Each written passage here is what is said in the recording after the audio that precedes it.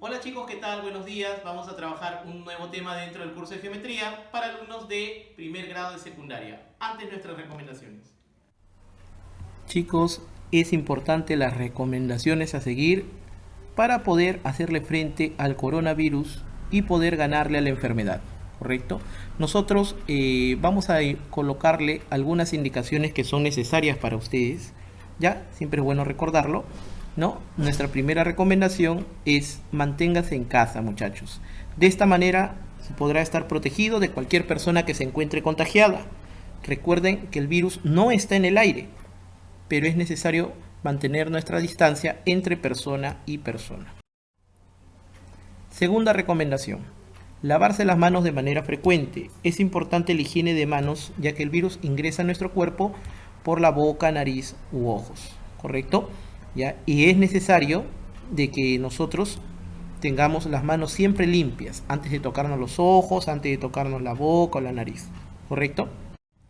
Muy bien.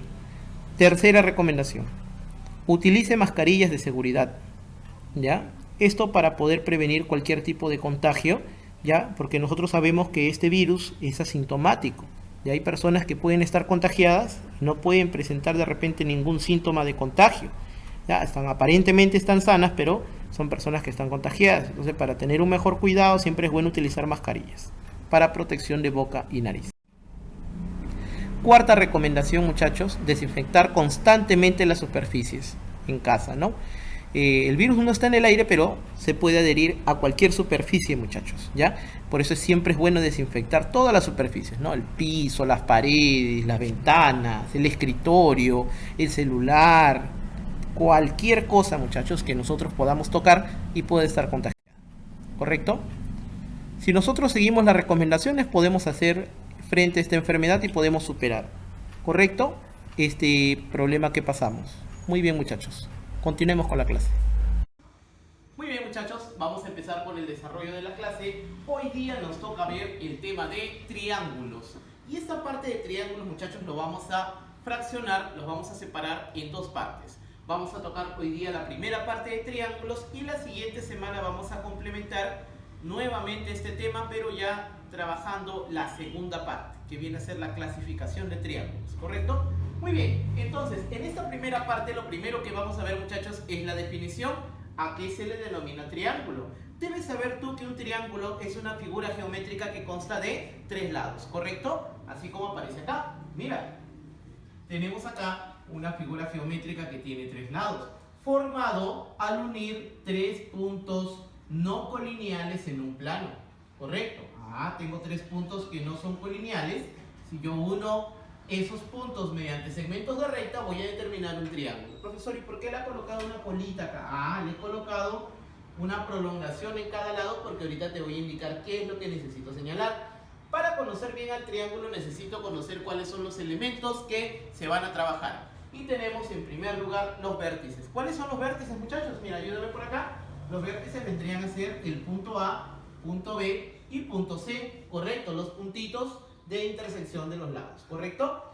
Los lados vienen a ser la distancia que hay entre dos vértices, miran. Toda esta distancia de acá, acá hay otra distancia y acá hay otra distancia. ¿Qué más puedo encontrar en un triángulo? Puedo encontrar los ángulos internos. ¿Quiénes son los ángulos internos? Serían alfa, beta y teta en este caso, ¿correcto?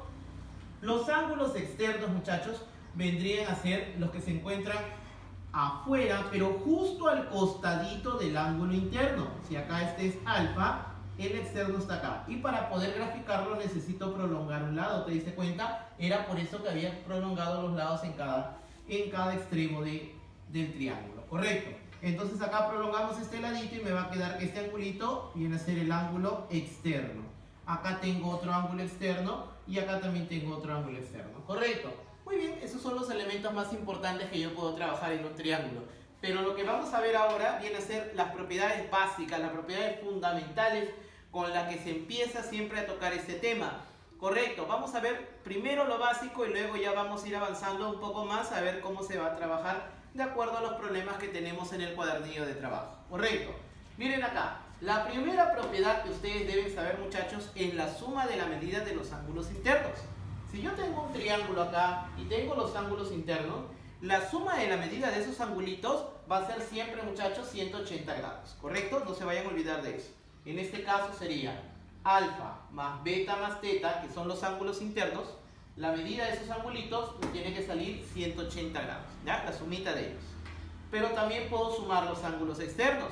Entonces yo tendría acá, por ejemplo, en esta figura, tendría X, Y y Z, y puedo decir que la suma de la medida de esos ángulos externos va a ser 360 grados, ¿correcto? Internos 180, externos 360. Ahora, hay una parte importante que deben trabajar ustedes, muchachos, acá, y es la existencia de un triángulo. ¿A qué se refiere esto? Cuando yo desee graficar un triángulo como aparece acá, no vayas a pensar que tú le puedes colocar cualquier valor a los lados. Recuerda que los lados son longitudes y deben medirse en metros, centímetros o cualquier unidad de medida con la que se desee trabajar, ¿correcto?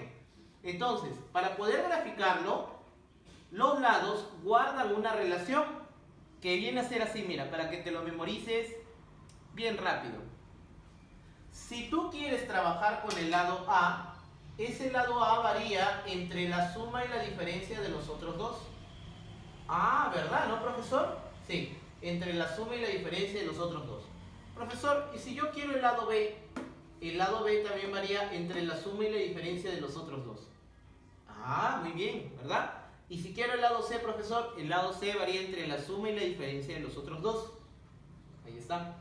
Ah, correcto. Cualquier lado que yo desee trabajar siempre va a variar entre la suma y la diferencia de los otros dos. ¿Estamos de acuerdo? No te vayas a olvidar eso. Muy bien. Ahora, esta propiedad 4, muchachos, que aparece acá, esta cuarta propiedad que aparece acá, me indica o hace referencia a lo siguiente. Me dice, si yo deseo un ángulo externo, este ángulo externo es igual a la suma de dos ángulos internos. Te vuelvo a repetir. Si yo deseo un ángulo externo, este ángulo externo equivale a la suma de los otros dos ángulos internos. Correcto, en este caso, en este gráfico vendría a ser así, mira. Vendría a ser alfa más beta es igual al angulito X. Correcto, y lo mismo va a ocurrir para los otros ángulos externos. ¿Estamos de acuerdo? Muy bien, ahora, presta atención por acá. Mira, veamos esta quinta propiedad. En esta quinta propiedad que aparece acá, en esta quinta propiedad, dice lo siguiente. Si yo tengo acá, mira, tengo por acá como dos triangulitos que estén cruzados. Ahí está. La suma de estos dos angulitos es igual a la suma de los otros dos. ¿Correcto? Vuelvo a repetir. La suma de estos dos angulitos que aparecen acá es igual a la suma de los otros dos angulitos que aparece acá. Y lo vamos a colocar acá como una fórmula. ¿Correcto? Ahí está. Alfa más beta es igual a m más n. Muchachos, y en esta figura que aparece acá, en la figura número 6 que podemos ver acá, en esta figura podemos ver un gráfico que no es un triángulo, ¿correcto? No es un triángulo, ¿qué es eso? Eso es un cuadrilátero, ¿correcto? Es un cuadrilátero, mira, contabiliza, tiene 4 lados, 1, 2, 3 y 4, ¿correcto? En ese cuadrilátero, muchachos, la suma de la medida de los ángulos internos es igual al ángulo opuesto exterior. Profesor, si yo sumo alfa más beta más teta, ¿me da el ángulo que está acá afuera, la suma? Sí, correcto. Y yo le he colocado acá como una fórmula, mira. Ahí está, una propiedad para que puedas trabajar. Y en la pregunta, en la propiedad número 7 me dice lo siguiente. Nuevamente, muchachos, tenemos un cuadrilátero, no tenemos un triángulo. Mira por acá, en este cuadrilátero, si yo prolongo dos laditos acá, parece un pescadito, ¿no es cierto? La suma de estos dos ángulos internos opuestos, mira, opuestos, la suma de estos dos ángulos internos opuestos es igual a la suma de la medida de estos dos ángulos externos que se determinaron allí, ¿correcto? O sea, si yo lo escribo como una ecuación, ¿cómo me quedaría acá? Me quedaría alfa más teta es igual a m más n, ¿correcto? ¿Sí? Entonces, nosotros podemos fijarnos, muchachos, nos podemos fijar de que tenemos en esas propiedades de triángulos las propiedades básicas, que son las más importantes, no son todas, pero tenemos que repasarlo una vez más para que se quede claro esto y no te vayas a confundir en el desarrollo de ejercicios. Recuerda que vamos a avanzar una parte esta semana y avanzaremos otra parte la siguiente semana. Correcto, a ver, por acá, ayúdame. En esta propiedad, ¿qué me decía? Me dice que la medida de los ángulos internos es igual a 180 grados. Correcto. Y acá, la suma de la medida de los ángulos externos es igual a 360 grados. Y acá, profesor, existencia de un triángulo. En algunos libros dice desigualdad triangular, ¿correcto? ¿Y qué me dice acá? Para que exista el triángulo, cada ladito varía entre la suma y la diferencia de los otros dos. Correcto. Y acá, profesor, la suma de dos ángulos internos me da un ángulo externo, ¿correcto? Acá, si yo tengo por acá dos triángulos cruzaditos, la suma de estos dos ángulos en un lado es igual a la suma de los otros dos. Y por acá, en ese cuadrilátero, la suma de estos tres ángulos internos en cuadrilátero me da el ángulo externo que aparece allí. Y finalmente, en este cuadrilátero, la suma de dos ángulos internos opuestos es igual a la suma de los otros dos ángulos externos que se determinan. Correcto. Eso tienes que manejarlo como propiedades básicas para poder ver el desarrollo de ejercicios. Hacemos una pausa y luego de la pausa vamos a continuar con el desarrollo de problemas.